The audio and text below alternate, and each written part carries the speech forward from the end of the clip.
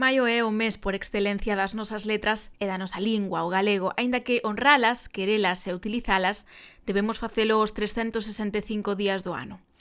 Por iso, neste episodio, quero sacalas a ambas da súa zona de confort e ver como latexan, como medran, como se expanden nun continente histórico para os galegos. Moi boas, son Cristina Terceiro e no episodio 9 de Viaxantas celebraremos as letras galegas en América. Comezamos.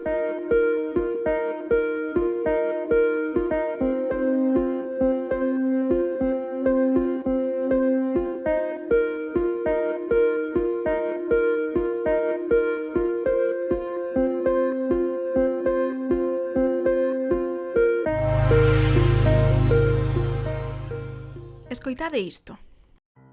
Falamos antigas linguas como a carnes afiadas, e as estrelas pousadas cravaron nos muros. Propagandas novas serían sireas apagadas. As peles son verbos, e os verbos velos. Estes versos escribiunos Xela Arias no seu Denuncia do Equilibrio de 1986 e a voz tomámola prestada da web xelaarias2021.gal por se lle queredes botar un ollo. Esta poeta, que sen dúbida contribuiu á renovación da poesía galega con novos temas e cun estilo seu, pois é a quen se lle dedica este ano o Día das Letras Galegas, e con ela tiña que comezar tamén este Viaxantas Intercontinental, que vai honrar aos que fan país dende lonxe, aos que se entregan á cultura galega, mesmo sen ter gota de sangue galego, ou que incluso tendo, nunca puideron pisar a Galiza territorial, aínda que se opoñemos nun un contra un de galeguidade, pois posiblemente nos den unhas cantas leccións. E dirás ti, pero que lle deu a esta hoxe? Pois ben, nunca vos pasou que chegastedes a un lugar e levastedes tal golpe de realidade que a mellor opción era calar, escoitar e aprender? Ben, pois algo así me pasou a min cando crucei o charco cara a Argentina e experimentei en primeira persoa o que era esa galeguidade latexante que aínda existe na para min indiscutible quinta provincia. E crédeme, non se conta nin se valora o suficiente que persoas na outra punta do mundo tendan unha rede cultural, solidaria, de afectos, de debate e acción política nun sentido amplo, con Galiza como epicentro, con infraestructuras e con embaixadores de corazón, non por cargo, que fan moito máis do que podemos ver no noso día a día por dar a coñecer Galicia e que falan dela sempre que teñen oportunidade ao máis alto nivel. Non vos imaginedes unha conversa de bar, senón entrevistas televisivas, programas radiofónicos, exposicións de arte, etc. etc. Agardo que neste episodio pois poida chegarvos un pouco máis de a que me refiro con todo isto do que vos falo.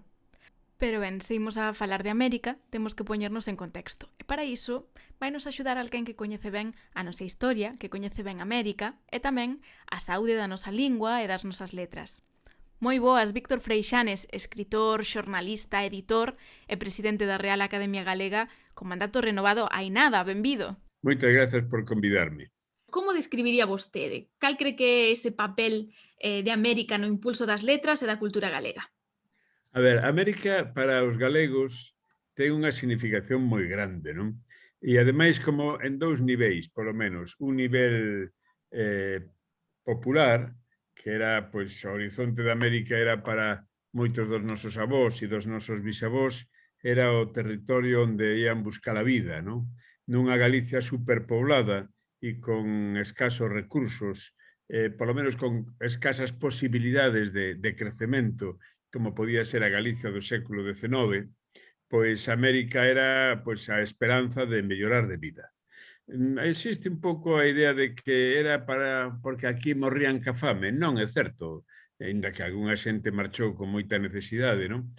Pero, sobre todo, marcharon os máis arrichados, os que tiñan gañas de non resignarse a un pasar que non vían horizonte nin vían posibilidades de crecemento. E entón, os barcos enchéronse de galegos camiño das Américas, non? Que saían do Porto de Vigo, que saían do Porto do Parrote dende a Coruña, que saían de Vilagarcía, que ian todos camiño das Américas, inicialmente, moi principalmente cara a Cuba.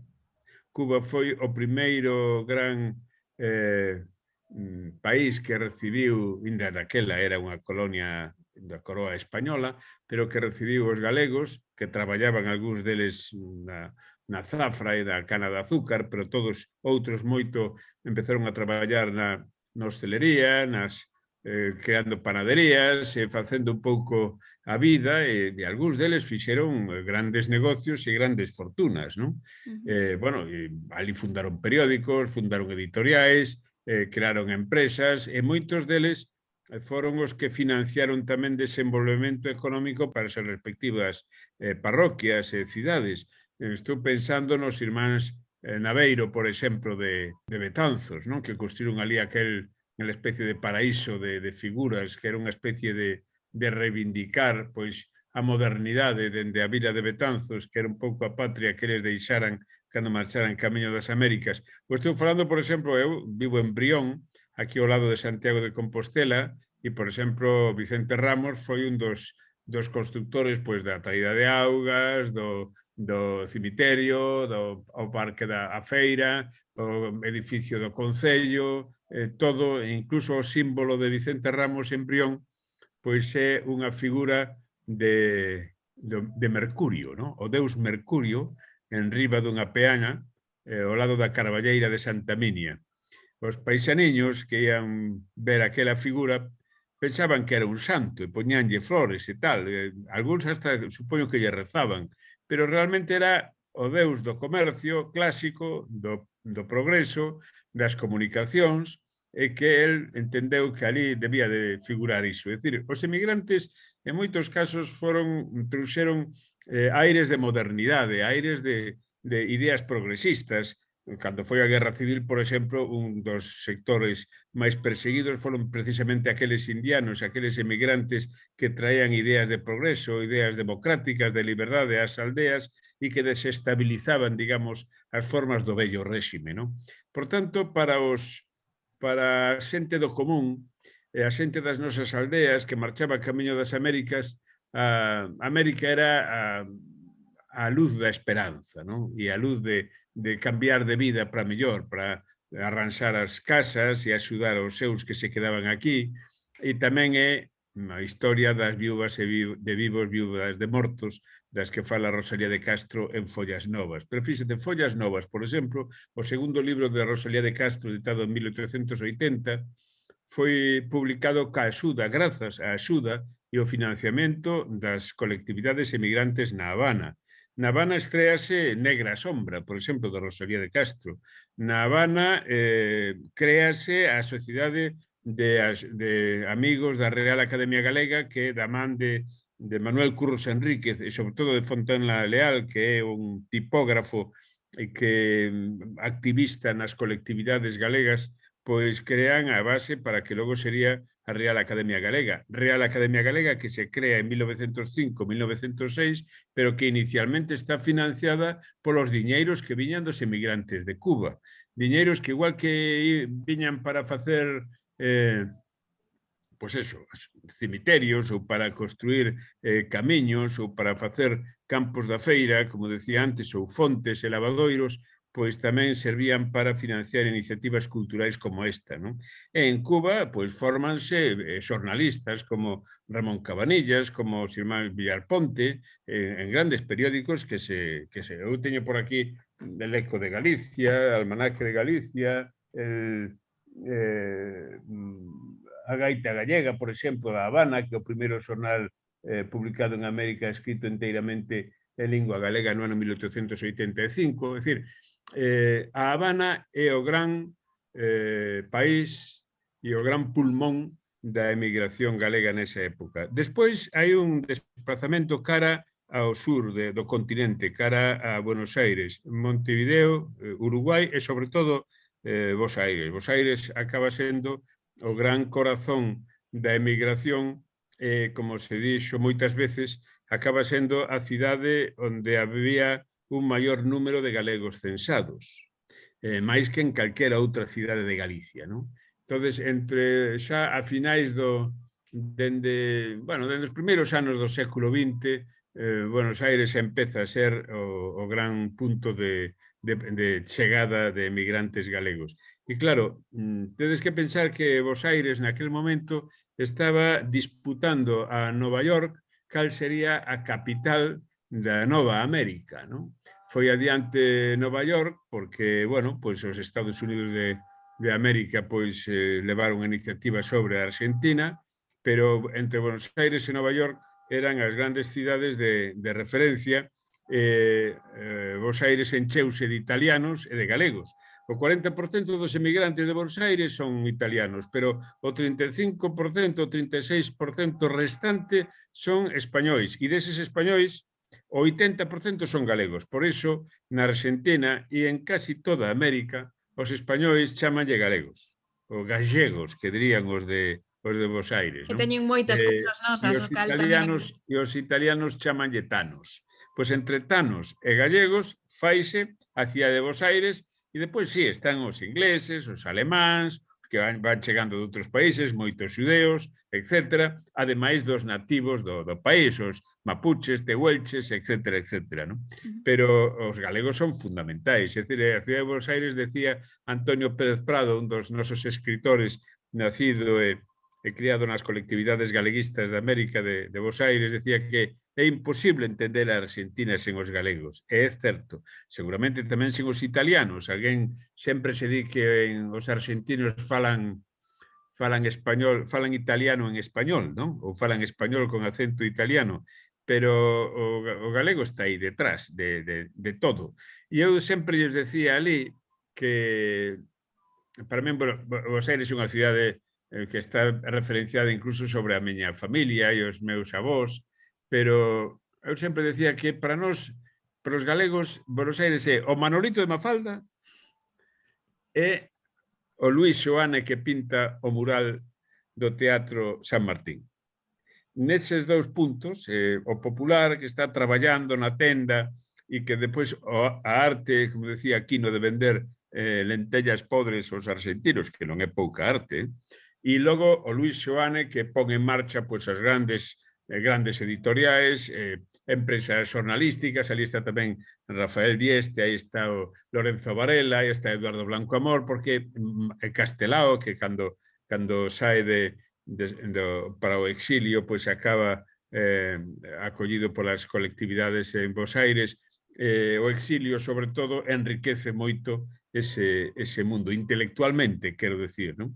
E os exiliados que chegan a Buenos Aires encóntranse con que hai unha base social moi importante, organizada en colectividades, en sociedades, en centros galegos, etc., que os reciben como unha segunda patria, de tal maneira que Castelao sempre falaba da Galicia ideal. Aquí está a nosa Galicia ideal, a Galicia na que podemos poñer as bases para poder recuperar a nosa terra. Pero eu tamén digo sempre que Galicia non está só no territorio físico, actual e administrativo de Galicia, sino que Galicia está onde están os galegos e as galegas de primeira, segunda ou terceira xeración que siguen mantendo viva a memoria e a referencia da súa terra e da súa cultura. Galicia está en Nélida Piñón, no Brasil, Galicia está en María Rosa Lojo, en Buenos Aires, Galicia está nas colectividades tamén de México, que tiveron moita importancia. Ali está Carlos Velo, por exemplo, os irmáns Bilbatúa, que son prácticamente os pais do cine documentalista mexicano. Imposible entender o documentalismo cinematográfico en México sen Carlos Velo e sen Demetrio Bilbatúa e os irmáns Bilbatúa, non? Demetrio Bilbatúa ainda vive, non? E ali está pois, Alejandro Finisterre, e ali está Delgado Gurriarán, todo o que o mundo das publicacións e das revistas non teñen tanto pulo como Buenos Aires, porque a migración é cuantitativamente menor, pero é importante. Venezuela, onde as colectividades galegas tiveron unha importancia moi grande, e ali está pois, Celso Emilio Ferreiro, chega un momento onde el vai buscar ali esa Galicia nova que o desencanta, e ali escribe a viaxe ao país dos ananos. Salvador de Bahía é unha terra de galegos. É dicir, os propio Nova York, onde están os Santa Marina, etc., e que crearon ali os centros galegos da Terceira Avenida. América, por unha banda, é o gran pulmón económico e de esperanza para buscar unha vida nova, distinta, daqueles paisanos nosos, sobre todo homes, depois tamén ian mulleres, pero sobre todo homes que ian buscar alá un futuro distinto para eles, para os seus fillos, para as súas familias tamén, moita redención do foro en Galicia foi cos cartos dos emigrantes, e despois foi tamén un lugar onde os galegos deixaron unha forte pegada intelectual nas colectividades e naqueles países, naquelas repúblicas. E, por exemplo, mentras había todo ese ánimo, esa enerxía no exterior, en Galicia estábamos nunha época, nunha etapa pois dura, difícil. Como se percibía? Hai algunha referencia de como se recibía toda esa labor que se estaba a facer no exterior ou foi algo que se foi aprendendo co tempo ou desvelando co tempo? O tempo vai poñendo as cousas no seu sitio, tes razón. Respecto da emigración en Galicia, sempre houve dúas correntes de opinión e de pensamento. E nas dúas hai verdade, non? Unha delas é a emigración como unha sangría, como unha desfeita, como unha perda de enerxía, aquilo que despois diría Celso Miro Ferreiro, pechade todas as portas e que ninguén saia, que era un pouco a solución que el procuraba para o país.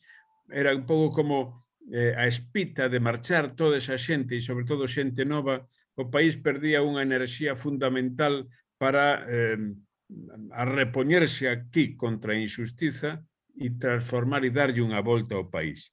Pero, por outra banda, o país estaba moi enfraquecido económicamente.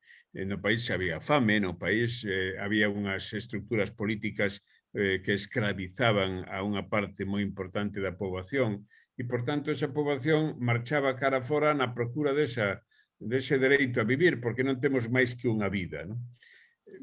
A outra interpretación da emigración, que, repito, as dúas teñen a súa razón de ser, e eu creo que son complementarias, é que esa xente que marchou, moitos deles quedaron no camiño, as historias de emigrantes que diría Neira Vilas están cheas de xente que ali se perderon, Nunca volveu, pero nunca... nunca máis volveron, claro.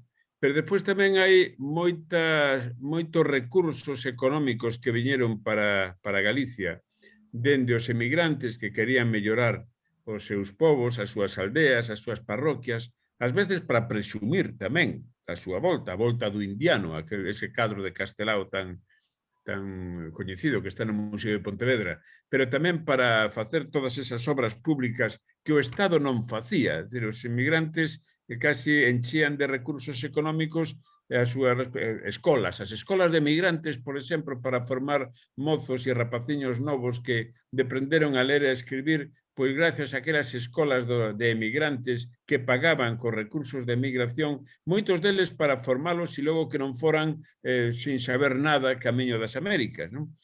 E despois tamén as novas ideas que trouxeron, como falei antes, é dicir, ideas de democracia, ideas de liberdade, porque claro, como decía Neira Vilas, que marchou con poucos anos tamén camiño, bueno, sendo un mozo xa feito, camiño de Bos Aires, a primeira vez que na miña vida vi unha cidade foi Bos Aires, el viña das terras de Grés, ali na Vila de Cruces. da provincia de Pontevedra. Pero a primeira vez que vi unha cidade, e claro, aquelo eu imagino ao meu avó Saturno que marcha de Pontevedra pois a principios do século XX, el era ebanista, carpinteiro, e alá marchou para Bos Aires.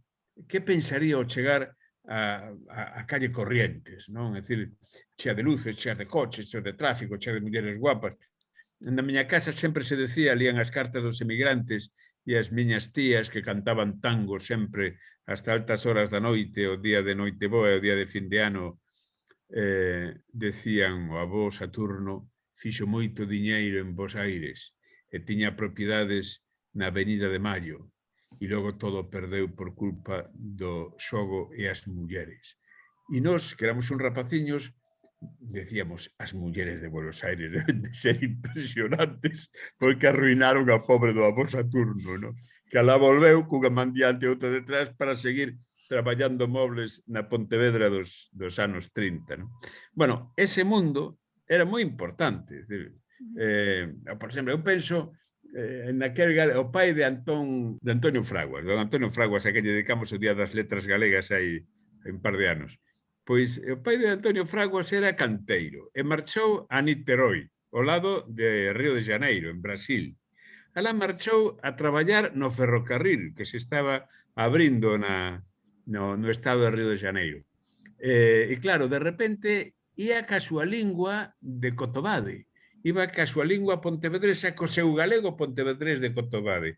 E chegou ali, e entre polacos, ucranianos, italianos, turcos, os que estaban ali traballando, el deuse de conta de que con aquel galego que levaba dende Cotobade podía entenderse cos do Brasil.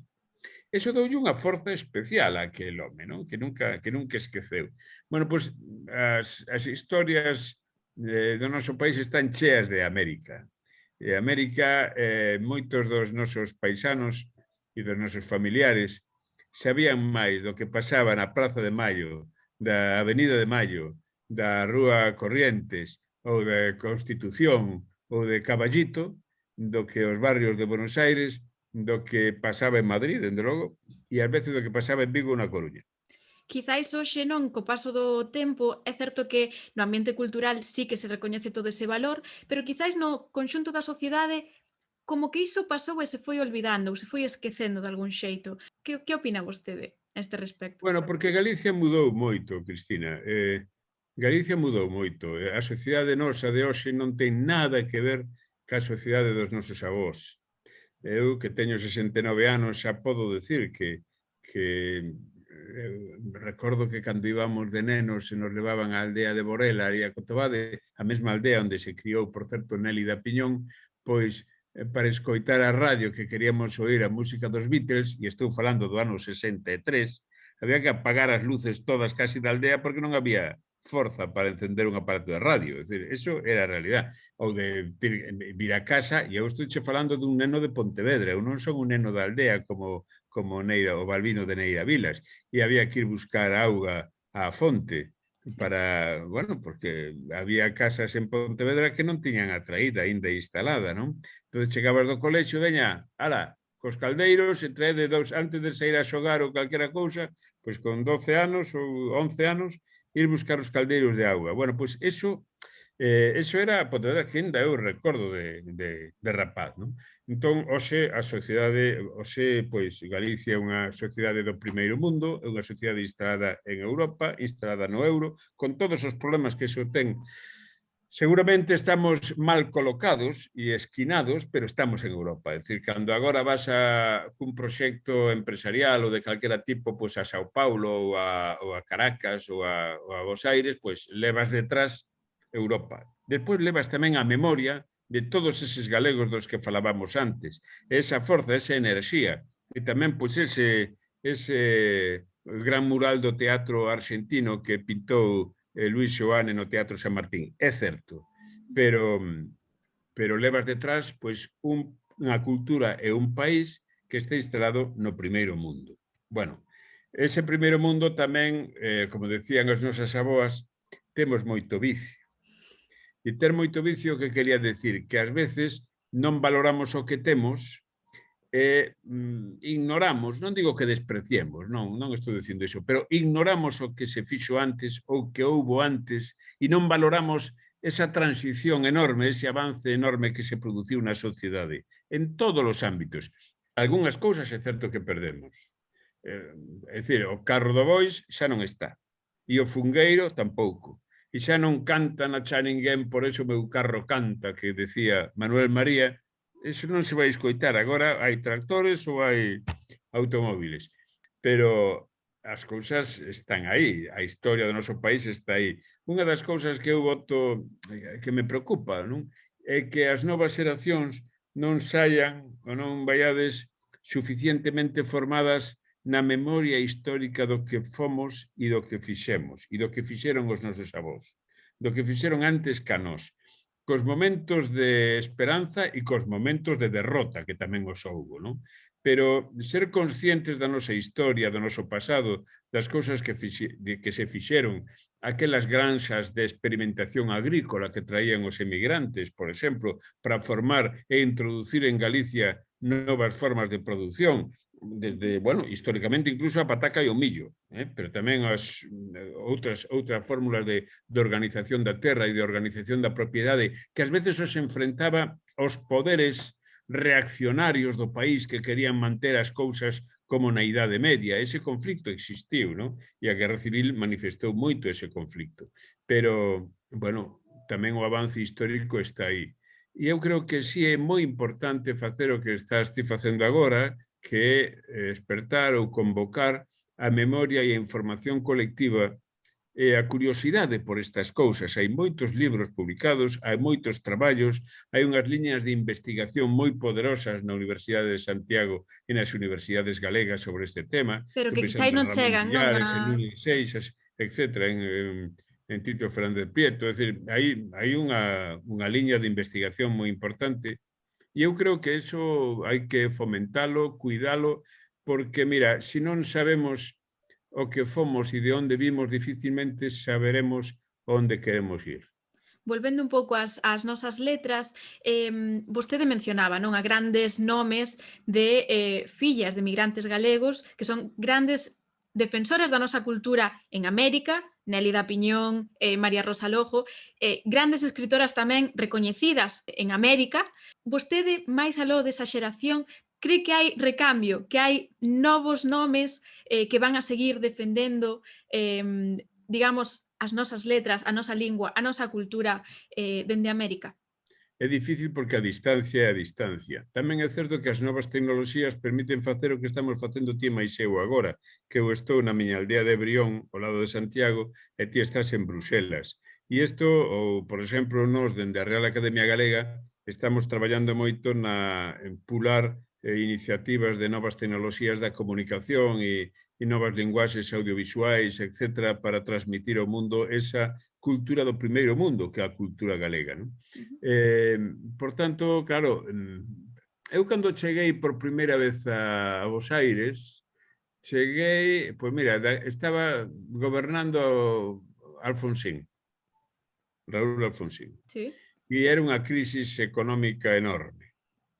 Eu marchei, recordo que levei de aquí un talón de casi, 2 talóns de casi 3 millóns que me deron baixo corda de pesetas para o Centro Galego e o Hospital do Centro Galego que necesitaba ia a dar conferencias ali, invitarme a dar conferencias en Montevideo, en Bos Aires e tal. Quedei fascinado por unha cousa. Primeiro, pola forza de Buenos Aires, pola forza da memoria do meu avó Saturno que estaba ali. E o meu avó Saturno era un home do común, sin ningún tipo de trascendencia. Pero despois, porque empecé a descubrir unha chea de fillos e de netos de galegos, daqueles galegos emigrantes, que xa formados, que xa non chegaran cunha man diante e outra detrás, como chegaran os seus avós, sino que tiñan estudos universitarios, algúns deles eran médicos ou funcionarios da alta administración na realidade uruguaya ou na realidade argentina, que viñan a descubrir as súas raíces e a identidade dos seus, porque sabían que ese componente galego non era unha casualidade, non era unha cousa menor, e querían saber diso. Pois alrededor do Centro Galicia, alrededor da Federación de Sociedades Galegas ali na calle Chacabuco, alrededor do Centro Lalín, había unha chea de locales e de iniciativas que de repente, eu recordo unha iniciativa que agora non sei, anda un pouco esmorecida, pero polo menos hai tempo que non sei deles, non? Que eran os terzos da fala. Os terzos da fala que era unha evocación como os terzos dos galegos, aqueles que loitaron pola independencia de Bos Aires e que tiñan unha bandeira ali na boca e que era un símbolo da independencia de Buenos Aires fronte ás invasións inglesas, pois eles crearon os terzos da fala, que era un grupo de homes e mulleres netos de galegos, moitos deles non sabían galego, nada, pero que se reunían para estudar e aprender galego. Ao principio, a Xunta enviou algún diñeiro para profesores, pero logo xa desapareceron os profesores. E cando se quedaron sin os profesores, empezaron a reunirse entre eles con libros para ensinarse mutuamente. Eu cada vez que ia a Buenos Aires, e ás veces ia 2 veces ao ano, porque ali intentamos poñer en marcha, está en marcha, a editorial Mar Maior, da editorial Galaxia, etc. pois sempre ia a falar con eles e a traballar con eles, porque era emocionante o cariño que transmitían, a admiración que transmitían e o esforzo de seguir vivos, mantendo vivo aquel alento. Estou pensando en Pereira, por exemplo, e os gromos, a Asociación Cultural Os Gromos, que estuvo moi vencellada a Antonio Pérez Prado. Ou estou pensando, por exemplo, no o Instituto Apóstol Santiago, que agora dirixe Carlos Brandeiro, que, por certo, fixemos a ele e a Débora Campos, académicos correspondentes da Real Academia Galega, porque é fundamental ter aí unhas persoas que aman o país, traballan polo país, manteñen vivo o país. Débora Campos e os seus grupos no Tortoni, agora xa non se reúnen no Tortoni, pero eu cando ia por ali, pois reuníanse no Tortoni a leer libros galegos e a comentar libros galegos, e vías aquelas 30 ou 40 persoas leendo novelas de Suso de Toro, de Manolo Rivas, de Neira Vilas, ou miñas, e que logo as discutíamos, tiñan opinión, facían a súa crítica. Decir, bueno, a Débora Campos ainda hai pouco que na revista Eñe publicou un suplemento específico dedicado a Emilia Pardo Bazán, onde me pediu unha colaboración. Bueno, ese tipo de xente é moi importante. Agora, tamén digo unha cousa, vai depender moito, primeiro, non podemos pensar que eso vai ser aí, sí, porque sí, aquí no Colexio Apóstol Santiago hai alrededor de 700 rapaciños e rapaciñas que son escolarizados e que eu, cando veñen a visitarnos aquí a Academia, ou antes veñen a Editorial Galaxia e a Fundación Penzol, e veñen algúns deles pois que teñen son coreanos ou italianos ou fillos de outras nacionalidades, pero que se forman ali e veñen falando galego, eso é moi emocionante. Moi emocionante. Que podemos facernos desde aquí, aparte de apoialos? Pois construir unha Galicia que non nos decepcione. Unha Galicia que sexa capaz de elaborar un producto cultural, intelectual, político, que teña presenza no mundo, que poida dialogar con outras culturas do mundo sin complexo de inferioridade, non só no ámbito da cultura e da lingua, sino tamén no ámbito da empresa. Si somos a segunda, hasta aí pouco éramos a segunda potencia no mundo de exportación de conserva de mexillón, competindo con China, con Corea. Bueno, pois, home, vamos a intentar profundizar aí.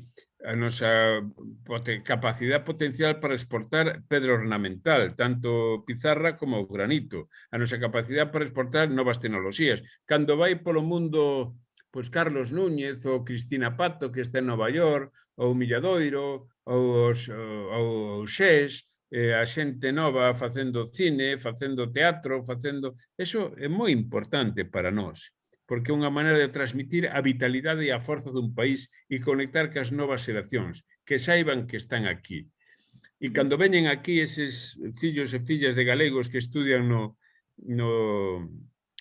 Apóstol Santiago, pois nós sempre procuramos conectalos con esa Galicia máis viva, máis activa, máis moderna, porque a Galicia de hoxe é unha Galicia moderna, non é aquela Galicia dos pobriños que marchaban nas entinas dos paquebotes camiño de Buenos Aires, ás veces engañados. Non? Afortunadamente, o mundo cambiou. Agora, o mundo cambiou, pero aquí tamén hai moito vicio. Ai, bueno, en todos lados un pouco, non? Hai... Bueno, sí, seguramente. É que non somos conscientes de que Europa en xeral, con todas as contradicións e os problemas que temos, somos un territorio privilexiado. Sempre lles digo aos meus alumnos, sempre lles decía, mirade, tedes que coñecer os ranchitos de Caracas, as favelas de Sao Paulo, as villas miserias de Buenos Aires, ou simplemente viaxar o que é a realidade africana, a realidade do norte de África, baixar hasta máis alá de Marrakech ou do Sáhara, e veredes, ou xa non digo nada, ver o que pasa na illa de Lesbos e os refuxiados que veñen todos a bandadas desde Turquía como poden, petando na porta da Unión Europea, para coñecer o privilexiados que somos. E ao mesmo tempo, e xa sei que eso non nos resolve unha persoa, pero si o resolve un discurso, ou axuda a resolvelo, ao mesmo tempo a responsabilidade que temos para transformar o mundo e facelo mellor e máis xusto, porque porque nós vivimos e habitamos a sociedade da opulencia. Sobrannos moitas cousas, Cristina. E iso fai que non valoremos moitas das cousas que temos. Totalmente. Entre elas, a nosa lingua e a nosa cultura. E xa para rematar, que tomaría vostede de América e importaría a Galicia como para protexer, preservar as nosas letras, o noso idioma, a nosa cultura? Históricamente, eu traería de América o músculo, a ilusión, o traballo, a capacidade de organización daquelas xentes que marcharon con tantos problemas e tantas carencias e chegaron ali e axudáronse e apoiáronse uns aos outros e constituíron esa rede maravillosa de centros e de sociedades galegas no mundo que nunha época foron a salvación para todas aquelas xentes e aquelas familias. Non? Aínda hoxe, fixadevos ben, aínda hoxe hai registrado case 250 sociedades activas no mundo, dende Sydney, Nairobi, hasta, pois eso, Bruxelas ou Londres. E agora as redes nos permiten tamén manter unha relación. Mira, vou contar unha anécdota. Hai pouco a filla duns amigos moi queridos de Vigo, que sempre falou castelán, que non foi educada en galego, porque, bueno, nas cidades galegas estas cousas pasan así, pois que estudou en Salamanca e que marchou a Hannover a traballar, porque lle cadrou así, depois casou ali con outra persoa e tal, e un día me escribe dicíndome: Víctor, estou aprendendo galego porque fíxenme socia do Centro Galego de Hannover e levo a revista cultural. E dice, pero que che pasa? É que ao chegar aquí dime de conta do que tiñamos e non valorábamos. Porque, ademais, isto non é incompatible con nada. A tua condición de funcionaria ou de traballadora do Parlamento Europeo e da Unión Europea non é incompatible con que saibas inglés, alemán, viaxes a Novosibirsk ou esteas en Noruega se vas alá por razóns profesionais. Pero hai algo que levarás sempre ti e que será como un cemento, como unha rede de relacións universais, porque digo sempre, Galicia non é só o territorio administrativo da Península Ibérica. Galicia é onde estamos cada un de nós e somos capaces de falar e sentirmonos como estamos agora. Eu traballei durante 10 anos en Madrid, durante moito tempo, dirixindo empresas editoriais, e polas mañás o primeiro que facía, estou falando do ano 92, 95, 96, aínda non empezaba internet, pero xa existía unha cousa que chamaba o correo electrónico. E entón nos colocábamos no correo a primeira hora da mañá, a primeira media hora da miña actividade profesional non era traballar na empresa, era saber que está pasando. E ali coñecen, por exemplo, a Chema, que estaba en Sydney e que estaba promovendo xunto con uns compañeiros de Buenos Aires novas iniciativas pedagóxicas para crear libros en galego para os rapaces. Había xente como que estaba en Portugal e que está en Lisboa, ou outros que estaban en Londres, que había un colectivo moi importante de galegos ali, e que sabían máis de Galicia que os meus veciños da Rúa do Príncipe, en Vigo. Pasa. O sea que, hoxe, estas tecnoloxías da comunicación permiten cohesionar o grupo humano alrededor da identidade dun país. E esta identidade, esta lingua, esta cultura, é un capital que nos permite andar polo mundo con marca de identidade propia. E a marca de identidade propia é o que lle vai dar valor engadido mesmo en termos económicos a nosa propia capacidade de futuro. E, por tanto, tamén os nosos fillos, as nosas fillas e os nosos netos. Bueno, pois moitísimas gracias. Con isto último nos quedamos. Grazas, Víctor Freixanes, por acompañarnos aquí en Viaxantas. Moitas gracias a ti. Todo iso que nos contou Víctor Freixanes é o que fai que hoxendía Galicia e a galeguidade, a nosa lingua e libros, continúen a ter vida e espazos propios en América Latina. Eu vou vos falar do que coñecín en primeira persoa, do que teño máis próximo, do que vivín e tamén do que aprendín mentres estiven alá en Bos Aires. E foi basicamente unha lección de entrega incondicional, de esforzo, de seguir toda a produción literaria, audiovisual, musical que se está a facer hoxendía dende Galicia para incorporala ao seu día a día. E para poñer exemplos concretos do que construíron os galegos en América e que hoxe preservan, melloran ou complementan as novas xeracións, imos falar con 3 persoas que aportan ese grau de area, non, para que a cultura galega, pasada, presente e futura, se espalle dos xeitos máis diversos. Eles son Carlos Rodríguez Brandeiro, director do Colexio Arxentino Galego Santiago Apóstol, Marta Villar, bibliotecaria do Centro Galicia de Bos Aires, e Débora Campos, xornalista e unha das impulsoras do grupo de lectores galegos en Bos Aires. Moi benvidas e benvido a Viaxantas. Ninguén mellor que a vos mesmos para presentar os vosos proxectos. Débora, se che parece, comezamos por ti. Cal é a chave do éxito deste grupo de lectores en galego que xa leva anos reuníndose? Comezamos no 2006 porque daquela, e hoxe tamén, non cambiou moito o asunto, era como difícil ou por momentos un pouco caro, se cadra non difícil, pero caro, achegarnos á literatura nova de Galicia. Todo o mundo lía aquí e lee, dende logo, a Rosalía, Castelao, a Bufé, porque, claro, non só temos moitas edicións, porque, claro, daquela a industria editorial facilitaba moito a chegada destes autores, pero tiñamos menos posibilidades de ler a Manolo Rivas en galego, que si en castelán, non?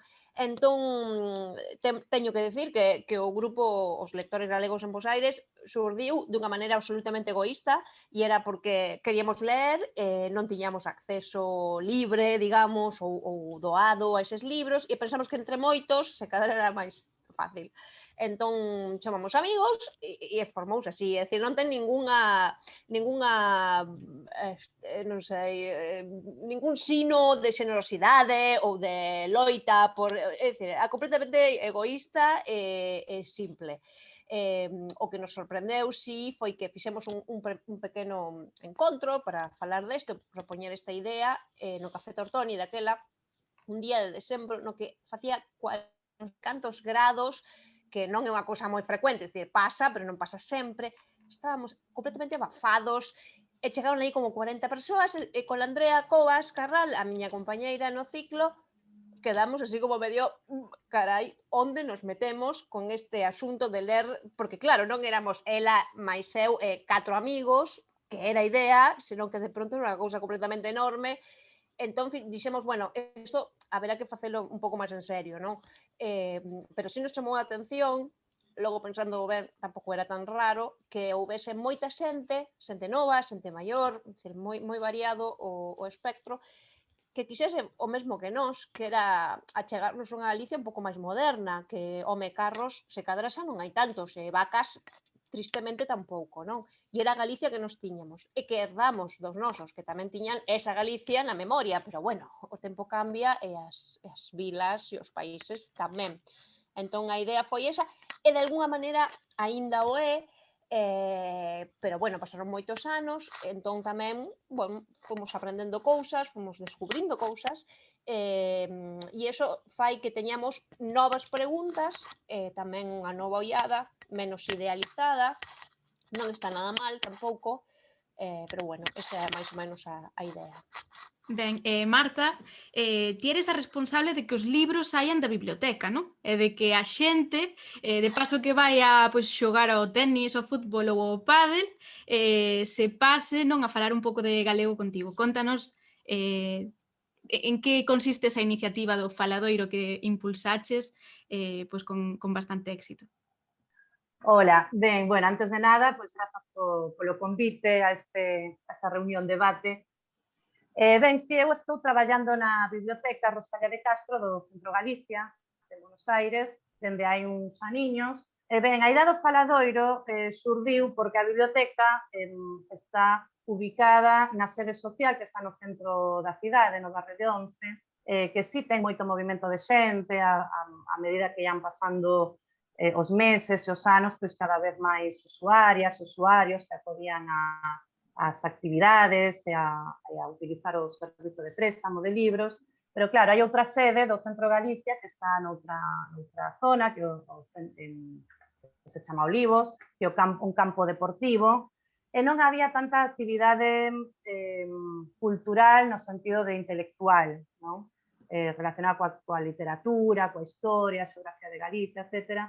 Entón, aí surdiu a idea de, bueno, se a xente que acode ao Campo Galicia, nesa outra sede, que está, pois, non sei cantos kilómetros son, pero xa é fora da cidade, non acode á sede social, pois, o que decimos sempre as persoas que traballamos na biblioteca, non? Se a xente non venga aos libros, nós temos que ir aos libros, non?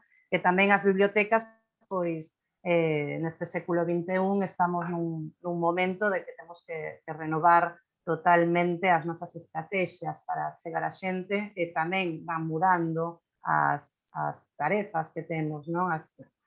Así que, bueno, comezamos un faladoiro presencial que consistiu en trasladar algúns libros a un lugar que teñen alá, que se chama de por sí faladoiro, que antigamente, hai bastantes anos, había teléfonos para que a xente puidera chamar as súas familias en Galicia, falar coas súas familias, amizades que alo quedaron.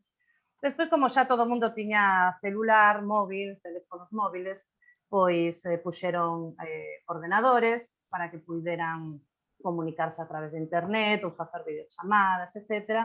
E despois quedou o nome, de feito, bueno, se podemos ver nalgún momento algunha foto faladoiro, pero é que se chama así tal cual, e dixemos, bueno, faladoiro para falar. Así que, máis aló do préstamo de libros, que é unha dos obxectivos principais, polo que acudín ali, pois comezou a xenerarse moita curiosidade coa xente que se achegaba, e así foi surdindo incluso de xeito natural, xuntarse para conversar sobre a nosa cultura, e tamén de a pouco foise introducindo o idioma galego tamén a pedido da xente, porque eu xa dende que estou aquí eu falo galego coa xente, pero moita xente non se animaba, non, a esta cuestión de, bueno, eu falo castelán porque gallego non sé e non quero hablar mal.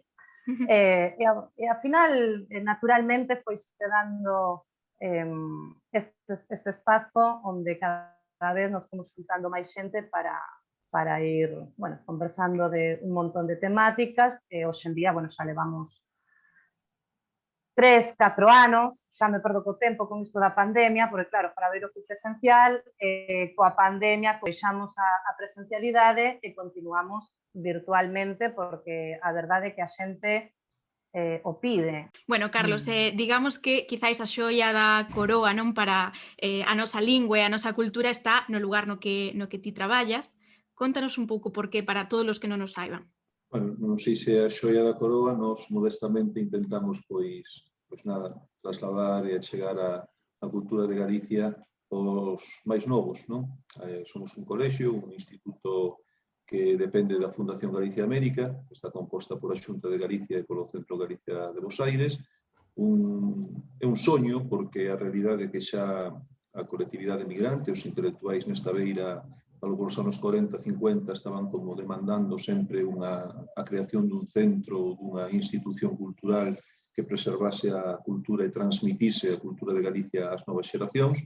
Non se puido levar adiante ata que, coa chegada da democracia a España e co Estado das Autonomías, pois se creou a Xunta de Galicia como goberno autonómico galego, e no ano 1998 botou a andar o primeiro ciclo lectivo, nese momento con cunha sala de 4 anos, unha de 5 e un primeiro grau, en concreto 30 alumnos. Houve un crecemento sostido dende ese momento ata os 554 que temos neste momento en 3 niveis educativos, desde os 2 anos ata os 17 e 18. Bueno, o noso traballo, a nosa maneira de entender a educación, pois está fundamentada nas materias curriculares obrigatorias que deseña o Goberno da Cidade Autónoma de Buenos Aires, de que dependemos, e logo as extracurriculares obrigatorias, onde entran pois as materias vinculadas con Galicia, sexa lingua, literatura, historia e xeografía de Galicia fundamentalmente. É dicir que calquera alumno ou alumna que entre no Colexio Santiago Apóstol pois ten que cursar as materias galegas obrigatoriamente, non? Porque defendemos unha educación bicultural, chamada así. Pero máis aló diso, o que facemos é engadir á currícula obrigatoria pois outras materias ou outras horas que consideramos pertinentes. Engadimos horas adicionais de inglés, engadimos horas adicionais de informática a través incluso de convenios con a Universidade Tecnolóxica Nacional, temos horas de teatro, creatividade, xadrez, bueno, un abano amplo. E por riba temos as horas extracurriculares optativas que cruzaban durante a presencialidade 240 e pico alumnos e alumnas, onde entra a parte deportiva, de iniciación deportiva, entra bailes tradicionais de Galicia, música tradicional galega, coro escolar, comedia musical, un obradoiro de radio e televisión. É dicir, buscamos xerar un espazo onde os rapaces e rapazas poidan, en definitiva, desenvolver as súas capacidades, non? As súas diferentes capacidades. Iso de, cando falamos de capacidades diferenciadas, pois nós creemos moito niso, creemos en que cada alumno e alumna ten unha capacidade e individualizamos moito e intentamos ofrecerlles un abano de posibilidades.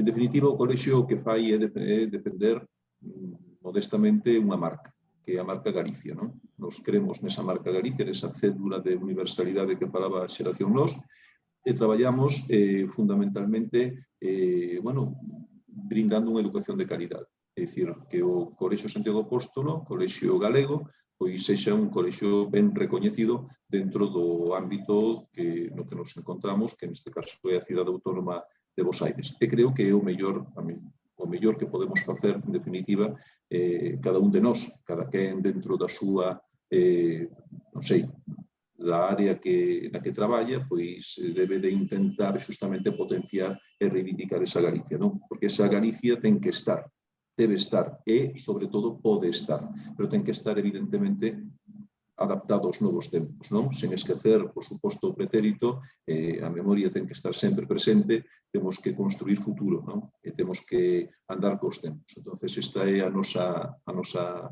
idea de traballo, cunha metodoloxía pedagóxica en permanente cambio, cunha metodoloxía pedagóxica eu digo de avanzada porque en definitiva estamos seguindo as novas correntes pedagóxico-formativas que rexen no mundo e niso estamos, modestamente intentando, xa digo, que Galicia pois chegue aos máis novos e que eses máis novos, moitos deles que xa hoxe son médicos, arquitectos, enxeñeiros, etc., pois leven a Galicia nas súas profesións e quen sabe se algún día algún alumno ou exalumna do Santiago Apóstolo pois pode, quen sabe, ocupar un posto de responsabilidade importante na nación argentina.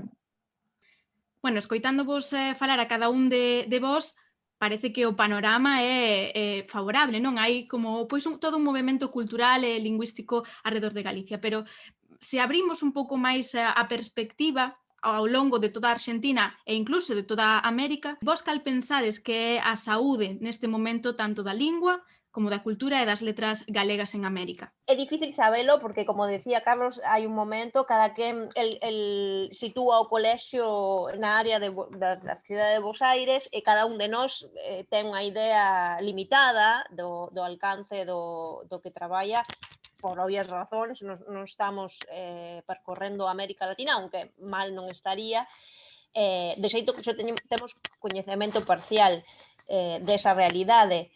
Sempre podes mirar o vaz, é dicir, a situación positivamente ou negativamente. Eu, como de normal, son positiva, malia ser sonalista, que é unha maneira moi negativa de levar a vida.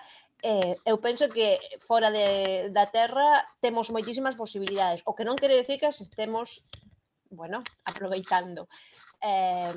Sí que os nosos devanceiros fixeron cos xeracións que foron nacendo fora de Galicia un enorme traballo de amor pola terra, de amor pola orixe, pola historia dos nosos e tal. Se cadra algunhas institucións como o Centro Galicia, no que de alguna maneira traballan tanto Marta como Carlos, souberon coidar ese amor e alimentalo, e xuntar a xente, e transmitir valores de todo tipo, culturais, sociais, de toda índole. Non sempre é doado porque os que nacen fora tamén teñen unha vida nese país. Eu son argentina, nací aquí, teño o meu documento, e aínda que eu me considere moi galega, para o país eu son argentina e punto. E meus pais, miña nai, de feito, nacionalizouse. É dicir, ti tamén formas parte de outro sitio. Entón, non é doado convencer, seducir as novas xeracións de que aquelo que os seus traían e tiñan e teñen tamén é algo deles.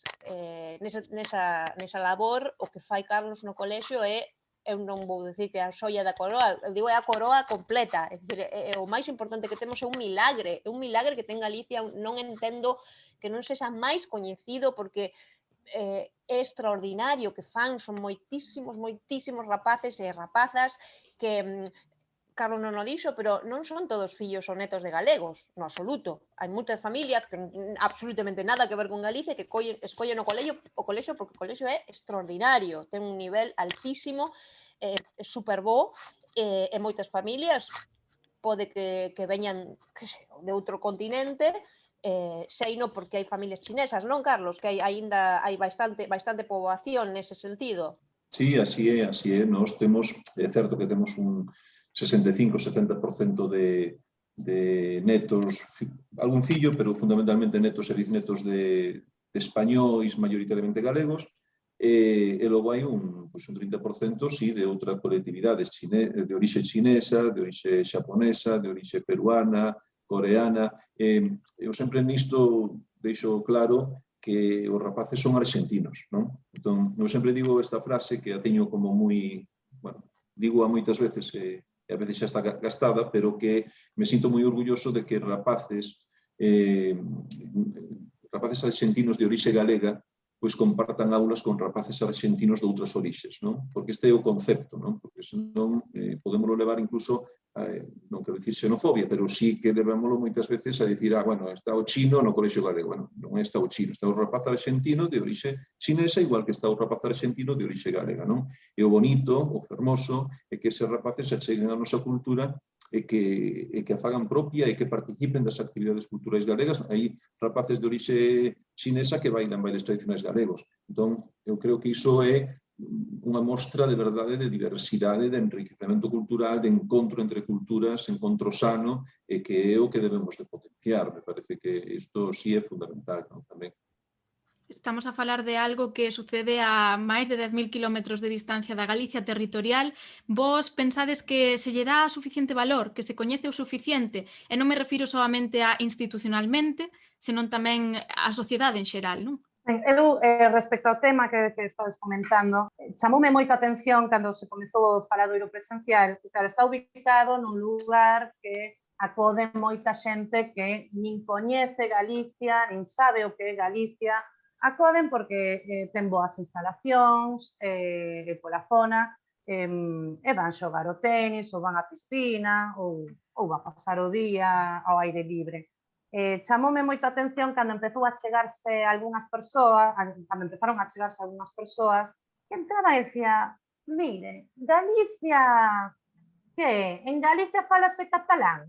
A ver, vou explicar. Entón, a raíz deso, algunha xente comezou a interesarse máis por que era Galicia, que era España, que era o clube. Porque, a ver, máis aló de que teña unhas instalacións onde se fan deportes, reunións sociais, etc., pois ten uns obxectivos claros, non? Que son o transmitir a nosa lingua, a nosa cultura.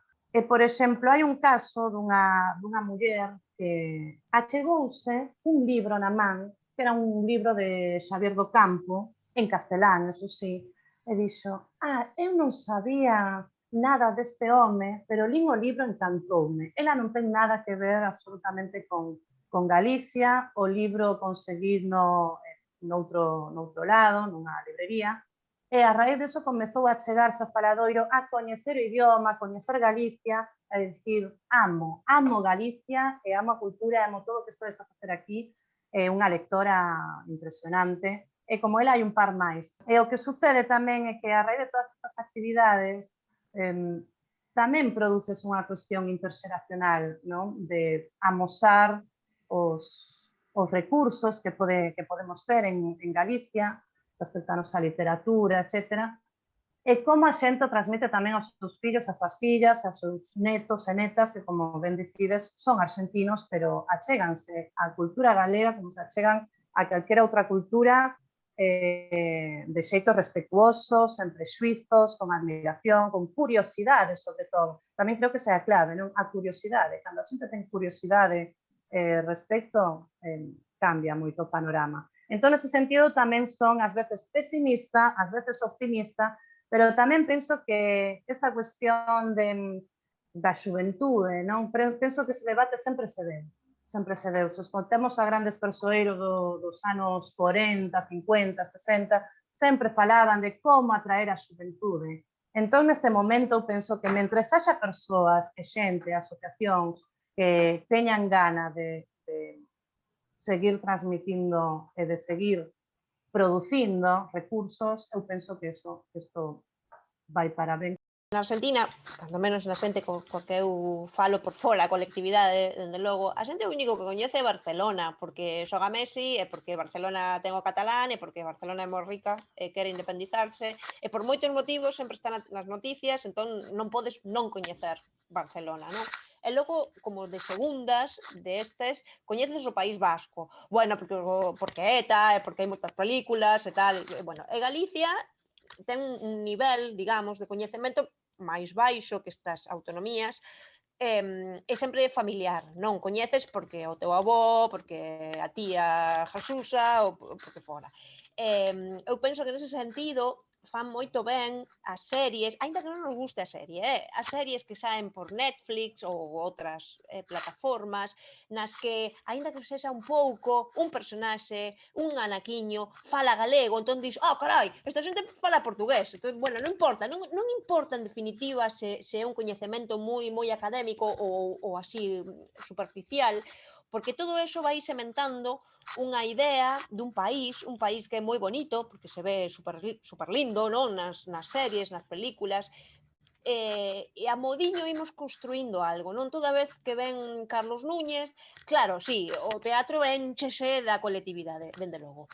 Pero tamén non, tamén hai xente ali que leu a nota en Clarín ou en La Nación e dixo, mira este señor que ven, que curioso isto que fai, e entón, a modo, tamén temos a responsabilidade de non ser tan endogámicos, non?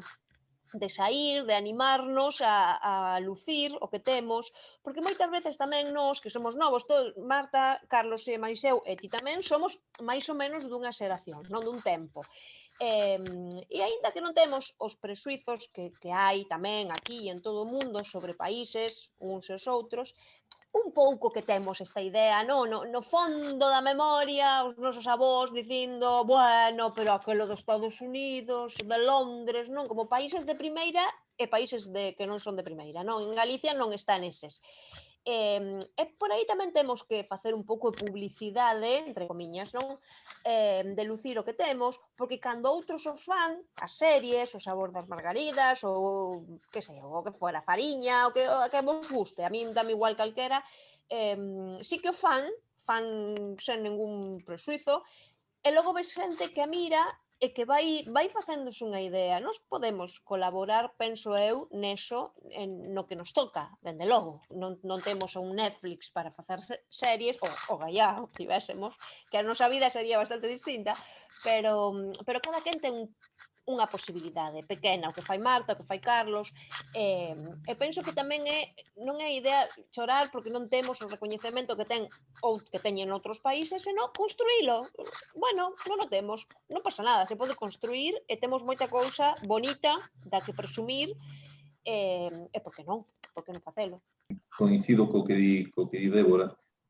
A mí o que me parece é que hai que desenvolver unha serie de, chamémoslle, estrategia macro de espallamento, non? Sería iso, dar a coñecer. Pero ten que ser unha estrategia ben fundamentada, unha estrategia, dende logo, con uns métodos e con uns obxectivos claros e definidos, non? A mí o que me parece é que moita desa estrategia actual estáse vinculando, estáse orientando cara idades que van de 60 para arriba, non? Estáse desatendendo aquelas idades que van de 50 para baixo. Entón, se ti desatendes as idades máis novas, e atendes as outras idades que tamén hai que atender, non estou dicindo que se quite unha por outra, o que ocorre é que se produce un esmorecemento. o esmorecemento é a defunción sen darmonos conta, non? Entón, a min pareceme que a estrategia ten que mudar de raíz. É necesaria unha mudanza profunda, non? Profunda no xeito de transmitir Galicia, no xeito de entender Galicia. Porque, sexamos claros, non? A min, por exemplo, gustame moito a Fórmula 1, non? Ti ves que na Fórmula 1, nos coches, bueno, ahora no Ferrari, vai Estrella Galicia, ali. E ves que a marca, non sei, dos mellores viños galegos andan polo mundo, moitos etiquetados en lingua galega, e ves que a marca de roupa máis importante do mundo pois é galega, e ves que, non sei, que temos 7 satélites en órbita, e vemos moitas cousas, non? Que hai empresas galegas en Silicon Valley. É dicir, temos de que presumir. E ter de que presumir non quere dicir que estamos competindo, non, estamos poñéndonos en lugar, non? É como un andel no que falta un sector que é Galicia. Aquí en Buenos Aires están os outros sectores, pero o sector de Galicia pois está baleiro. Entón, como o podemos facer? Pois podemos facer de moitas maneiras, porque ademais temos elementos para trasladar. Porque claro, poñedos o exemplo de Carlos Núñez, pero Carlos Núñez encheu o Teatro Colón de Buenos Aires. Encheu o Teatro Colón de Buenos Aires sen subvención gubernamental. É dicir, el veu os seus medios, os seus recursos, fixo as publicidades que tiño que facer, evidentemente é Carlos Núñez, sabemos todos que é un artista recoñecido, pero logrou encher o Teatro Colón, que non é pouco, non? Entón, a mí o que me parece, creo, que é iso, que ten que haber unha estrategia que non hai, me parece a min ben definida. Que puntos chaves para vos serían nesa estrategia importantes de introducir? É dicir, como se pode mellorar con feitos, con pequenas accións que vos xa tedes ao mellor identificadas porque estades todos os días pois traballando de algún xeito coas nosas letras, coa nosa cultura e tamén coa sociedade? A mí o que me parece que hai que facer pedagogía. É moi importante facer pedagogía, non? Eu propuxen en algún momento que tiña que haber unha visita institucional da presidenta, neste momento, eu propuxen cando estaba o presidente, agora presidenta do Consello da Cultura Galega, acompañada de 3 ou 4 persoas, e que viñera a facer pedagogía ás institucións. É fundamental iso. É dicir, deixar claras determinadas cuestións. E iso ten que vir acompañado, evidentemente, tamén dun apoio político. Político é importante, non? Porque non esquezamos que temos unha Secretaría Xeral de Migración e que a Secretaría Xeral de Migración pode achegar recursos e, sobre todo, tamén pode brindar opinión, non? Entón, se facemos a pedagogía necesaria, os cambios pódense producir, porque o capital está, non só capital edificio, senón capital humano, pero hai que despertalo. Estamos nunha cidade onde hai xornalistas de prestixio, bueno, aquí hai xornalistas de prestixio que son de orixe galega e que se sienten orgullosos de serlo. Hai xuíces, hai, políticos de alta talla, non? E que levan a Galicia como parte deles. Entón, se ese capital humano está aí e non se aproveita, algo pasa. A mí pareceme que algo mal estamos a facer, non? Entón, bueno, creo que debería de, non sei, facer unha análise de situación, en función desa análise de situación, pareceme a min que modificar determinadas estrategias en función do que todos queremos. É dicir, porque aquí tamén está claro, é dicir, xo decía a xeración nós non somos ni mellores ni peores, simplemente somos nós con todas as nosas virtudes e nosas eivas, porque temos de todo. Entón, pois, poñernos en valor, estarmos aí nese andel baleiro que decía antes, parece. Sí, eu concordo totalmente, e gustaría engadir que tamén dentro desas estrategias tamén falta un pouco a cuestión, que penso que non é algo solamente da colectividade galega ou das institucións galegas, senón algo xeralizado en moitas empresas e organizacións de todo tipo, que é o dar lugar ás persoas xóvenes, á xuventude, pero non dar lugar en sentido simplemente de decir, bueno, imos facer isto para a xuventude, propoño unha actividade para a xuventude. Bueno, hai unha cuestión, primeiro, que recursos eleximos para presentar, que ofrecemos, cal é a oferta que les ofrecemos, non?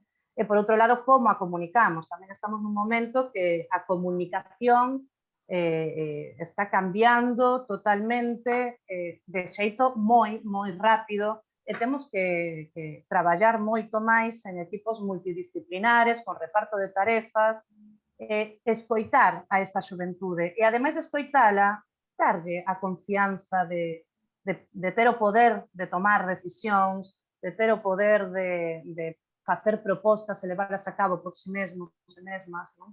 Eu creo que tamén falta un pouco eso, que hai certas estructuras que ás veces non permiten esta permeabilidade. Eu penso que está identificado en xeral en case todas as institucións. Estamos falando de que só aquí en Bos Aires, non sei o número, pero hai decenas de asociacións galegas. Penso que esta cuestión está identificada. O que falta son mudar esta comunicación, estas estrategias, non?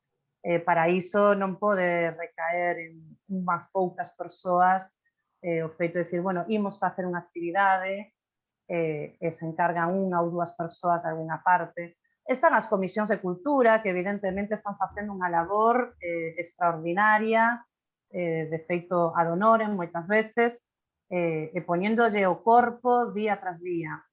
Pero tamén falta esta cuestión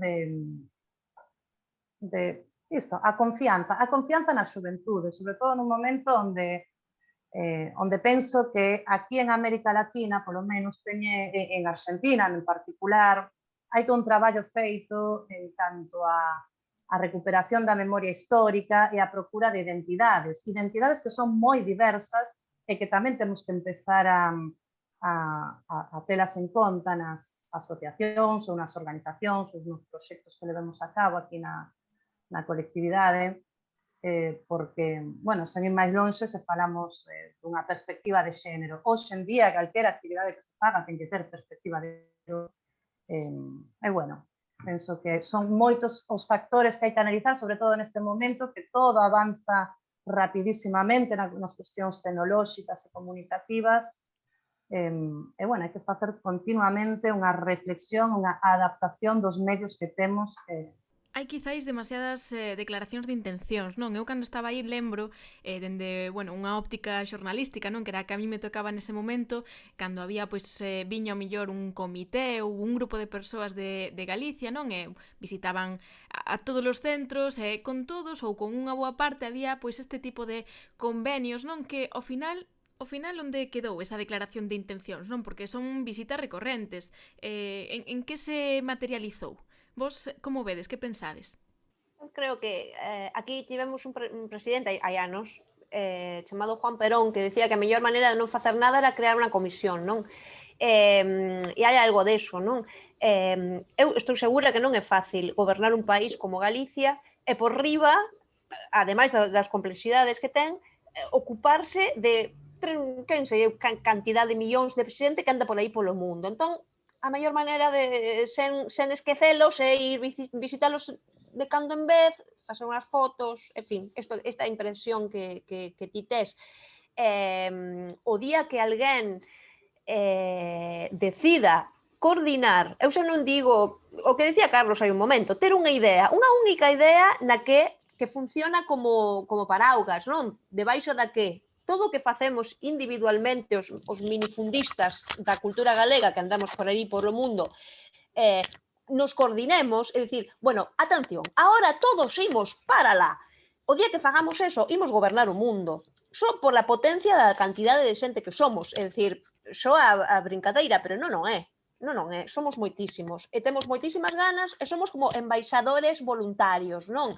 Que o facemos mal, dende logo, eu podo imaginar, xa o asumo eu pola miña parte, pero o que non hai é o que dicía Carlos, o paraugas, o señor que di ou a señora que di, ben, agora o que imos facer todos, cada quen como lle guste, pero a idea central neste momento é a que fora, a que inventaron.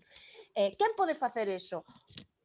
Que sei eu, o presidente da Xunta, o Consello da Cultura, un editor, un cantante, un escritor, calquera, porque en realidade non é privativo dos estados, quero dicir, estaría ben, pero non é. E se o Estado galego non ten a miradas, ferramentas, o que fora, os cartos, que sei eu, o que fora, pois non pasa nada, pode facelo alguén, o caso que alguén o faga. Como decía Carlos, hai empresarios galegos en todo o mundo, e hai actores e actrices en todo o mundo, e hai escritores en todo o mundo, e xornalistas, e se nos coordinásemos, porque por veces eso pasa, pero é de casualidade, é dicir, cúmplense este ano o centenario da morte de Pardo Bazán. Ben, claro, van saindo cousas as tolas, non? Daqui, dalá, e ben, está moi ben, porque volvemos á figura dunha enorme escritora. E se o fixésemos coordinados, ai carai, que eso xa sería outra cousa, non? É dicir, se así como facemos minifundistamente ten a súa visibilidade, como non o faríamos coordinados, é dicir, tendo esta inteligencia de un ou de unha ou dun corpo colexiado, non ten que ser unha persoa que diga, bon, atención, este ano as liñas son Emilia Pardo Bazán, Xela Arias, é dicir, non sei, 4 ou 5 ideas nas que todos podamos traballar, non en plan educativo, quero dicir, non un calendario escolar, é dicir, liñamentos, e logo cada quen fai o que quere, pero non hai eso, non hai eso, non hai eso na Argentina, non sei se vai en Galicia, realmente a plan nacional, quero dicir, a verdade non o sei, e moito menos no mundo adiante, non? É unha pena. A min pareceme, redundando un pouquiño o que di Débora, que aquí tamén se parte do concepto Galicia, non? Que é Galicia? Esa Galicia circunscrita a 4 provincias administrativas que foron trazadas arbitrariamente no seu momento, ou Galicia é algo máis, non? Antes falábase de Xavier do Campo sempre dicía galego pode ser quen queira, é dicir, non hai que ter ningún problema, pode ser quen queira, non? Entón, é dicir, aquí hai dúas opcións, a contemplación ou o activismo, é así de sinxelo. Coa contemplación esmorecemos, co activismo temos posibilidades de desenvolver pois algo, pero claro, o activismo non ten que ser como di Débora, minifundista, é dicir, cada un fai o que facemos o que podemos, pero aquí o que fai falta é unha sinerxia, é dicir, un traballo mancomunado, onde haxa de verdade pois un obxectivo claro, ben definido, entón, en función diso, pois todo remar na mesma dirección, non? E despois tamén o que fai falta é xenerosidade, é moi importante a xenerosidade. A xenerosidade é aquilo que permite que a competencia quede de lado. Se nos poñemos a competir entre minifundistas, bueno, sinceramente a guerra é bastante, esperpéntica, digámoslo así, non? Entón, a mí pareceme que ten que haber xenerosidade de todos, de todas, esa xenerosidade, empezando polas institucións, pois permitiría, creo eu, que cambiar un pouquiño as tornas, non? Paréceme que sería unha boa forma. E tamén creo que é importante, os que estamos fora, non? Que non sentirnos de terceira categoría, é dicir, sinceramente, ainda que ás veces a min famos sentir, porque se eu son galego, son galego que nacín en Galicia, levo 18 anos aquí, xa teño o DNI argentino, é certo, pero son galego. Que eu galego, para votar nas eleccións de Galicia, teña que rogar o voto, pois miren, eu non o rogo. E así o digo, e xa lo dixen a moitos dirigentes políticos, non rogo o voto, porque eu non teño por que rogar algo que é un dereito meu. Dereito meu que nacín no ano 70 en San Román, nunha aldea moi bonita, por certo. Entón, son cousas ou cuestións que temos tamén que nos dende aquí non sentirnos de terceira categoría e agarrar e dicir, miren, señores, nós tamén propoñemos, nós tamén temos boca, nós coñecemos Galicia tamén como vostedes, porque eu cando chego aquí ás 6 da mañá prendo a computadora e sei todo o que pasa en Galicia ao mesmo tempo que o está sabendo vostede. Entón, creo que tamén hai que erguer un pouquiño a voz, non? Con respeto, por suposto, pero para tamén educar neste aspecto. Porque houve outras épocas de gobernos nos que se entendía isto, se entendía a potencia de Galicia, e se facían cousas. É dicir, quizá dunha maneira que podemos concordar máis ou podemos concordar menos, pero había idea desa Galicia non pechada. Había Galicia fora. Entendíase que esa Galicia de fora era un capital que había que empurrar. Entón, bueno, me parece que tamén isto é fundamental, non? E xa digo, non só falando da Argentina, eu falo da diáspora en xeral, non? E vos como valorades, por exemplo, o que está a ocorrer hoxe en día na Galicia territorial respecto á cultura e sobre todo ao idioma, non? Que abre cada día máis titulares, especialmente fora de Galicia, respecto a como se está perdendo o número de falantes. A min toda esta polémica pareceme francamente xótica. decir, exótica, non teño outra palabra, ridícula, diría, pero pode ser un pouco agresiva, entón exótico é máis así, máis propio de Sudamérica, e entón queda mellor. Nada, alucino, en serio, eu teño case 50 anos, estou aprendendo inglés porque son burrísima para o inglés e detesto a lingua, pero póñeme voluntad, e se pudese aprendería ruso, chinés e cantas máis linguas, mellor isto. Ter unha lingua de seu e facer o imposible para que esmoreza, a verdade que se o contas nunha novela de ciencia ficción se te din que non é moi verosímil, é dicir, eu alucino.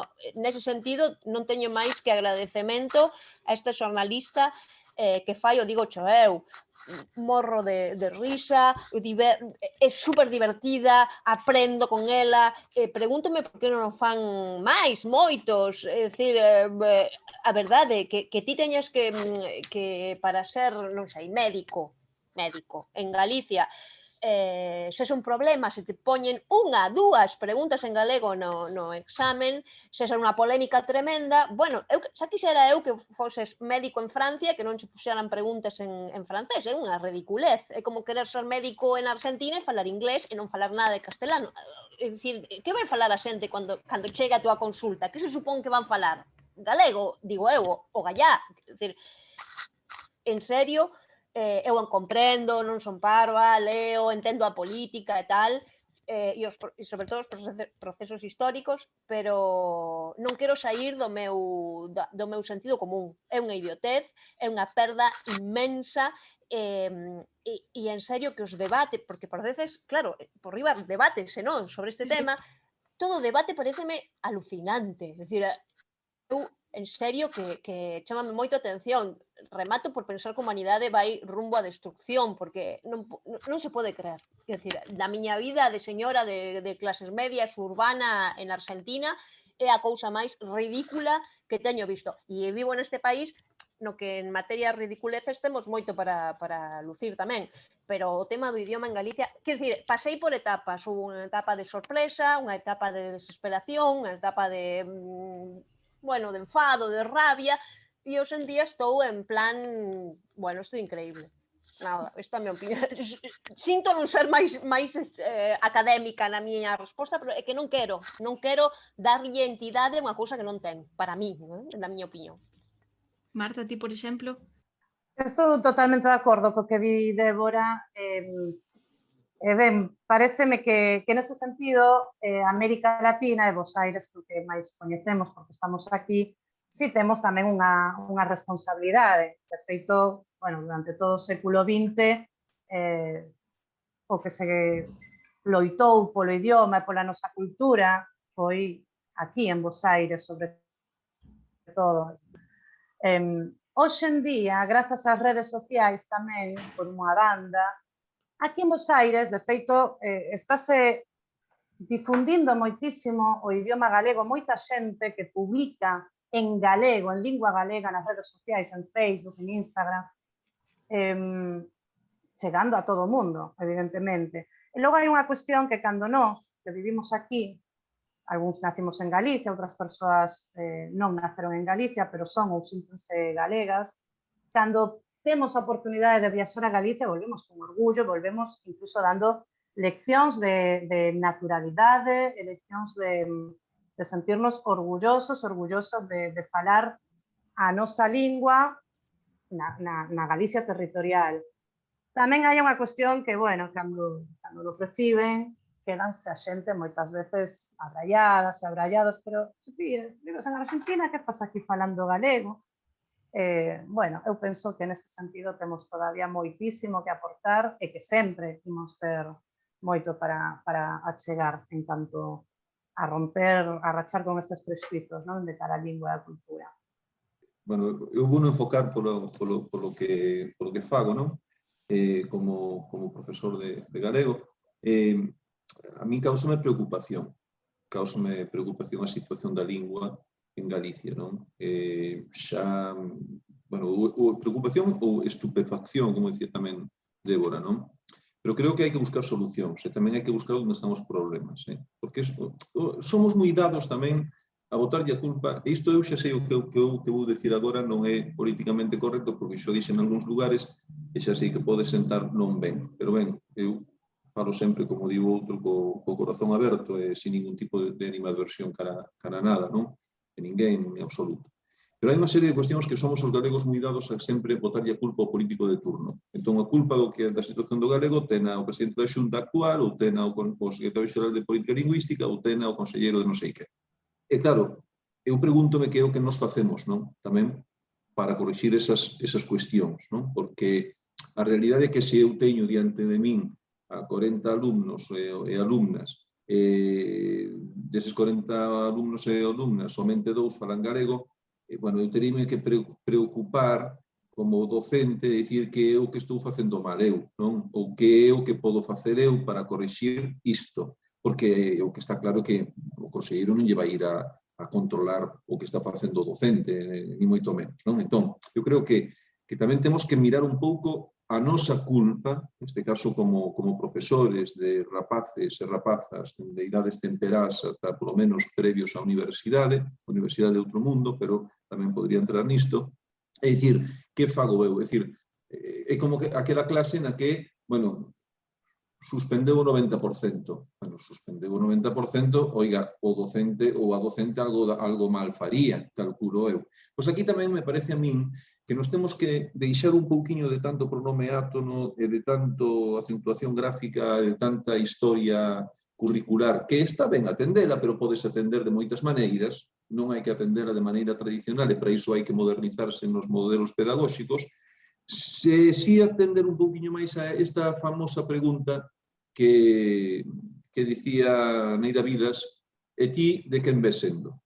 Partindo desa pregunta e concienciando o rapaz e a rapaza de quen ven sendo, eu podo che asegurar que o rapaz e a rapaza vai ter outra conciencia, vai ter outra maneira de engancharse coa lingua galega, coa súa identidade, etc. E sempre, nunca desvinculando lingua, evidentemente, de cultura, que iso é algo que nunca podemos desvincular. Como dicía, ou como di o presidente da Real Academia Galega, a lingua é cariño, é así de sinxelo, non? E é vínculo.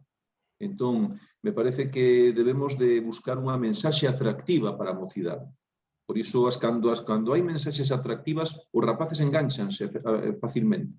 Se ti transmites unha mensaxe anacrónica e con métodos que quizá non son os correctos neste século XXI, pois me parece que aí equivocamos o camiño. É dicir, é como se eu me poño, doulles unha clase hoxe por a mañá os de rapaces de quinto, e es falo, imaginemos, sobre Rosalía de Castro, sallo co peito hinchado, e que maravilla de clase lles acabo de dar os rapaces de quinto de bacharelato sobre Rosalía de Castro. Claro, pero eu son un pobre ignorante, son un parvo, é dicir, porque o rapaz chega á súa casa, pica nunha tecla da súa computadora e ten unha conferencia de Xesús Alonso Montero maravillosa e super didáctica e super fermosa e máis atractiva sobre Rosalía. É dicir, creo que temos que cambiar un pouco, ser humildes, en definitiva, non?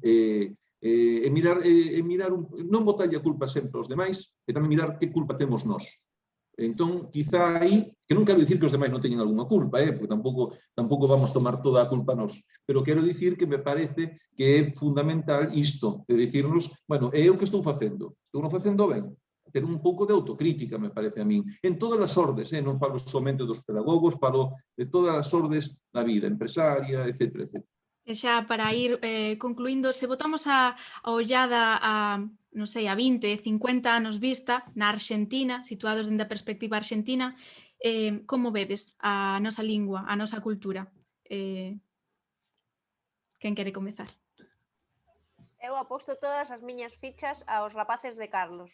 Como dixen primeiro, xa Carlos tens que cambiar a túa hipótesis. Ahora este é o meu non, eu penso que o colexio ten ali o que dixen antes, non é a xoia da coroa, é a coroa entera, é dicir, nada, forma rapaces que, como dicía Carlos, un día ainda ser presidentes, diputados e diputadas, non sei, o que eles empresarios ou biólogos, que sei, o que eles queiran ser, elevan dentro deles, na súa cabeza, a Galicia, non? A marca Galicia, como di Carlos. Entón, eu o que creo que tería que pasar é que teríamos que ter 10 colexios, 20 colexios, porque con eso xa estamos salvados. É dicir, se un rapaz quere ser escritor, unha rapaza quere ser escritora, xa sementamos nel. A maxia de Galicia, a lingua de Galicia, xa está feito, xa está. O que fai Carlos, para min, eu xa dixen antes, e voume repetir, é un milagre. É un milagre. Sinto que sexa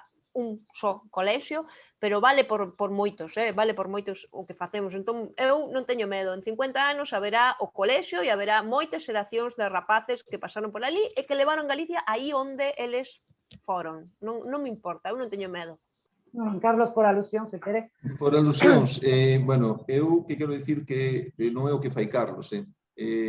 Aquí hai un equipo de persoas que traballan moitísimo, por sorte, un equipo humano fantástico, maravilloso, entre eles Marta, porque Marta aquí está como bibliotecaria, pero ela é docente dos rapaces no nivel inicial e primario, ese traballo é o que de verdade reconforta. Carlos é un pequeniño peón que pon a súa grande área como todos os demais, non?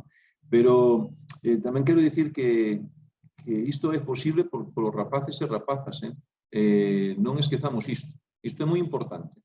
Porque aquí os adultos sí facemos o que podemos, pero se non houvese unha masa humana que é proclive a aceptar, a recibir, a encontrarse con esa nova cultura, en moitos casos, como decimos, allea completamente a eles, pois isto non podría funcionar. Por sorte estamos nunha nación que é aberta, unha nación plural, e que os propios rapaces non teñen prexuizos. Estes rapaces estudan castelán, inglés e galego con total e absoluta normalidade. Non lles chama a atención, bailan bailes tradicionais, están super encantados. Para eles é como un proceso de enriquecemento, non? Entón, a min creo que isto é fundamental. Tamén é certo unha cousa, non? Oxalá, como di Débora, houvese moitos colexios, iso sería fantástico.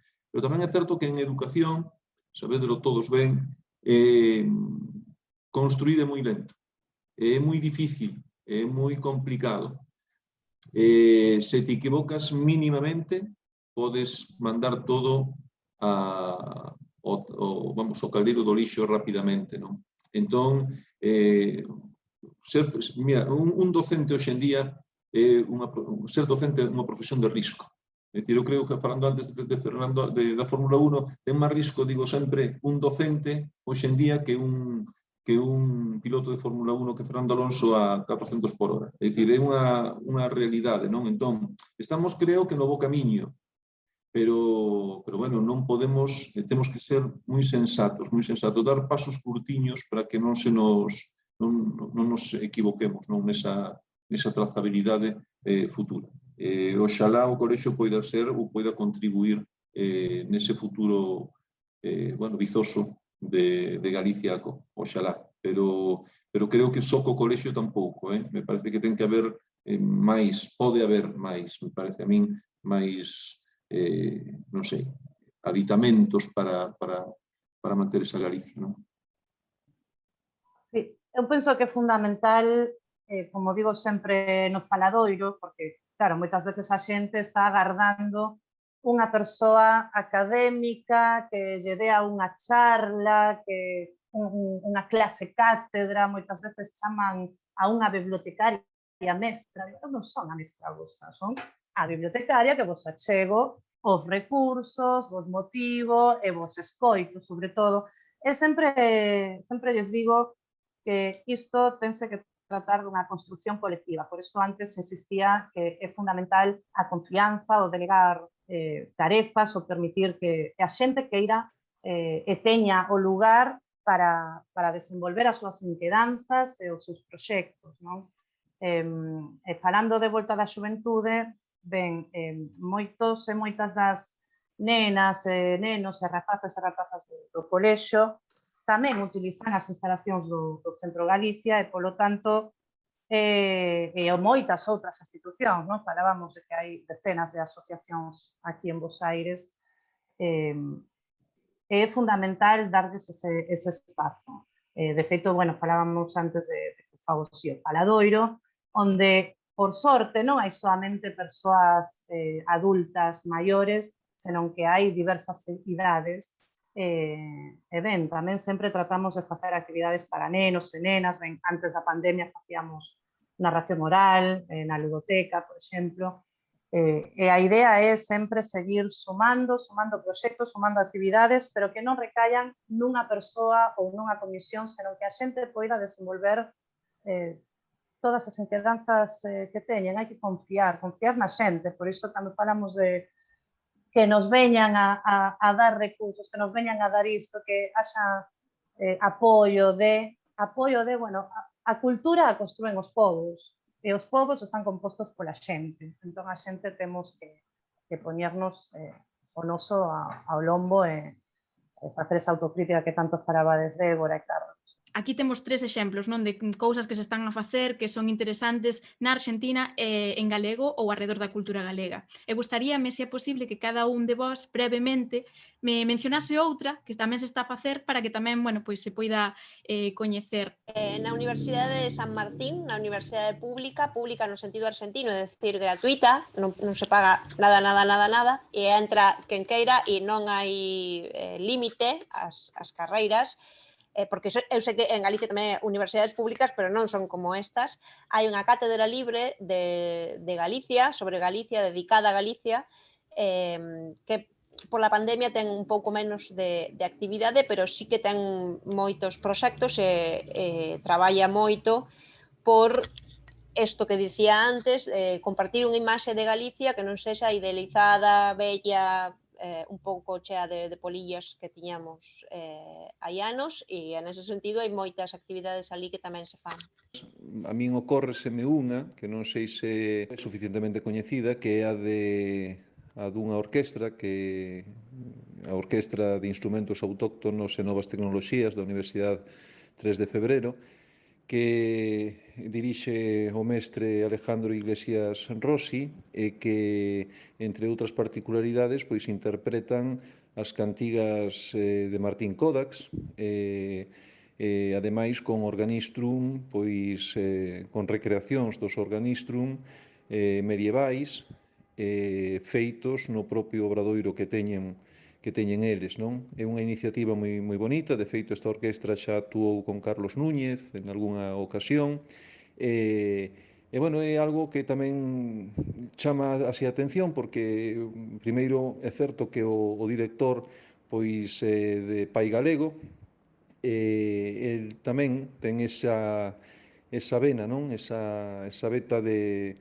querer tamén dar a coñecer a cultura galega aquí na Argentina. É algo que se está a facer dende hai pouquiño tempo, dende Bos Aires, é a iniciativa de Galegos Falantes no Mundo, que a impulsaron aquí dende Bos Aires, e está chegando a todas partes.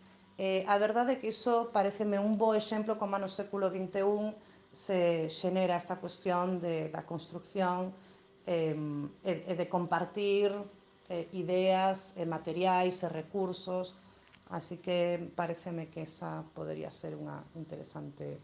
Bueno, pois moitísimas grazas aos 3 por acompañarme neste debate, nesta charla un pouco entre amigos sobre o que é un pouco a vosa visión do que son as letras e o idioma galego hoxe en día na Argentina. Graciñas, Grazas a ti, Grazas a Cristina. ti. Despois destas conversas inspiradoras, só me queda rematar este episodio desexando 1000 primaveras máis para o galego, na rúa, nos libros, no cinema, en falangullos como este ou como os moitos que hai en Podgalego, tamén na casa, na escola. Soubo definilo moi ben Manuel María no seu maravilloso poema A Fala. O idioma é a forza que nos xungue e sostén. Se perdemos a fala, non seremos ninguén. O idioma é o amor, o latexo a verdade, a fonte da que agroma a máis forte irmandade. Renunciar ao idioma é ser mudo e morrer. Precisamos a lingua se queremos vencer. Este é un fragmento, pero pensade ben o que di, pensémolo. Xa sabedes, máis travesías en galego dentro de 15 días, aquí, en Viaxantes Podcast, e se vos gusta, xa sabedes, suscribidevos en Spotify, en iVoox, en Google ou Apple Podcast, e non perdades ningún episodio. Nos atopámonos nas redes. Adeus!